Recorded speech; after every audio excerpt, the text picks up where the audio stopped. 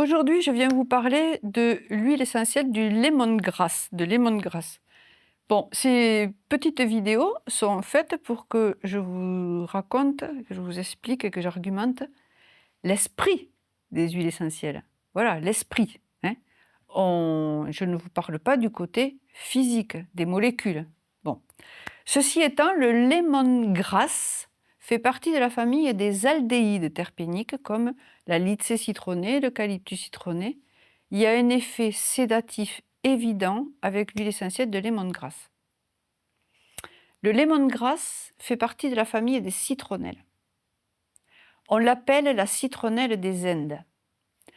Et au niveau subtil, alors c'est un repousse insecte piqueur, ça c'est génial. Vous en mettez dans l'eau de la serpillière sur la terrasse, vous aurez 10 fois moins de moustiques. Vous en mettez une goutte sur la nappe dehors, vous n'aurez pas de moustiques. Diffusez-en, mettez-vous-en sur les chaussettes si vous allez vous promener dans les bois. Ah, le lemongrass, c'est une huile qui ne vaut pas du tout cher. Elle sent meilleure, je trouve, que l'eucalyptus citronné. Ah, vraiment, moi je suis fan du lemongrass, hein. Voilà. Bon, ceci étant, on l'appelle la citronnelle des Indes.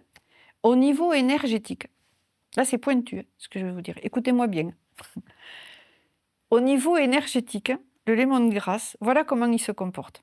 C'est une citronnelle qui agit comme un tuteur, vous voyez, tuteur, comme un truc de bambou là, qui est planté dans la terre et qui dépasse la terre et qui émet des vers. Bon, ça agit comme un tuteur, comme une sonde. Le lemongrass, c'est comme une sonde. Et donc, ça va agir comme une antenne. Ça agit comme une antenne. Ça nous libère des mauvaises ondes. Les mauvaises ondes, c'est quoi les mauvaises ondes? C'est l'onde du Wi-Fi. Enfin, c'est pas cool l'onde du Wi-Fi, hein. Voilà. Il y a là, par exemple, dans cette pièce, je suis sûre que forcément, il y a le Wi-Fi là. Eh bien, si on déposait un flacon, même fermé, hein, de lemongrass, là, ça déjoue les ondes de la Wi-Fi. Mais pas que. Les mauvaises ondes, ce sont aussi les égrégores de pensée. Or, la Terre n'a jamais été autant polluée que par des égrégores de pensée dites malsaines, qui sont contraires à la vie. Un jour, il y a de ça 20 ans, on m'a dit, si la Terre n'était pas habitée par des gens qui méditent jour et nuit et qui font un travail énergétique considérable pour dépolluer les pensées de la Terre, le climat serait tellement nauséabond qu'on ne pourrait plus y vivre. Bon, je l'ai entendu, mais je n'ai pas compris. Je l'ai entendu, ok, mais maintenant je comprends. En fait, chaque mot qu'on dit a une vibration. Chaque pensée qu'on émet a une vibration. Et en fait, je me rends compte que vraiment c'est très difficile de ne pas critiquer. J'étais chez le kiné, chez la salle d'attente du kiné. 2 jeunes filles rentrent et ne ferment pas la porte. Et elles ouvrent l'autre porte. Elles étaient enthousiastes, elles rigolaient. Elles étaient mignonnes comme tous ces jeunes filles de 20 ans. Les dames qui étaient dans la salle de bain n'ont pas arrêté, salle d'attente, ont rien dit, mais on voyait que ça les avait contrariées de voir 2 jeunes filles solaires. Bon, en plus, il y en a une qui avait le voile, alors je pense que ça, c'est aussi un truc qui les a dérangées. Et quand elles sont reparties, elles n'ont pas bien fermé la porte. Il y en a une qui a dit « bourrique à l'entrée, bourrique à la sortie ». Eh bien ça, dans l'univers, ça fait des dommages considérables. Donc toute la journée, en fait, vous imaginez, en voiture, on s'insulte, on pense même, on pense. Eh bien tout ça, c'est des formes pensées que va dissoudre le lemongrass.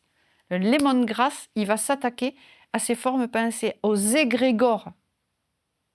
Un égrégore, c'est quoi? C'est un amalgame de courants de pensée. Par exemple, quand on rencontre quelqu'un et que quelqu'un il dit « Ah ben ouais, j'ai le cancer là, j'ai un cancer depuis 2 mois, on me l'a détecté ». Dès qu'on pense cancer, on pense mort imminente. On pense que le gars, il va falloir qu'il lutte pour s'en sortir, quoi. Ramer, ramer, ramer. D'ailleurs, quand on a un cancer, on a des tumeurs. Tumeurs. Donc forcément, dans l'inconscient collectif, ça engendre des pensées de mort. Eh bien, c'est ça que fait le lémon de grâce, c'est qu'il enlève et il transmute, comme une antenne, il transmute toutes ces pensées qui ne sont pas en accord avec l'harmonie, la loi de l'amour et de l'harmonie. En gros, pour vous le dire autrement, quand on utilise le lémon de grâce, on change de ligne de temps. C'est comme si, hop, on prenait une autre ligne de temps. Parce que le lémon de grâce, il agit sur le chakra 7. Il ouvre, vous voyez, cette citronnelle qui vient là, comme ça, hop, et qui fait ça. Eh bien, nous, quand on l'utilise, ça agit, qu'on le veuille ou non, qu'on en soit conscient ou pas, ça va agir sur notre chakra 7. Et ça va développer la raison d'être de la créativité qu'on a à faire sur Terre. On est venu s'incarner avec quelque chose à faire.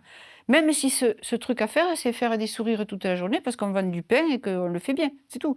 Mais bon, il n'y a pas besoin d'écrire des bouquins ou de faire des films ou d'être célèbre, c'est pas ça que je veux dire. Mais on est venu œuvrer. Ça va pas qu'on soit sur le canapé toute la sainte journée, ça va pas. On est venu œuvrer à l'équilibre de l'humanité.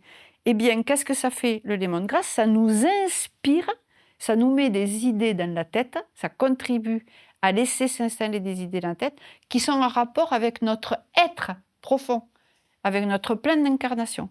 C'est pour ça que dans ce livre, j'ai écrit le laisser-passer de l'onde créative. Le lémon de grâce nous met directement en lien avec cette onde créative intrinsèque qu'on a en nous depuis qu'on est petit et qui la réactualise. Donc c'est très très très très bon d'utiliser le lémon de grâce, vraiment. Ça fait partie de mes huiles chouchou, vraiment. À bientôt.